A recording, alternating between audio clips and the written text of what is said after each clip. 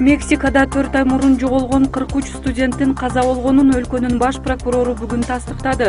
Өткөн жылдын сентябрында полиция менен куралданган жарандар билим берүү тармагын реформалоого каршы чыккан студенттерге кол салган. Окуядан кийин 43 студент бейдарек жоголгону аныкталган эле. Прокурордун маалыматында студенттер өлтүрүлгөн соң алардын денеси өрттөлүп, көлү Сан-Хуан дарыясына ташталган. Бул медициналык иликтөөлөрдө жана полиция менен бандиттик топтордун көрсөтмөлөрүнүн негизинде тастыкталды. Бирок дайынсыз жоголгон жаштардын ата-энеси бийликтин жыйынтыгын четке кагып, тергөөнү улантууну талап кылып жатат.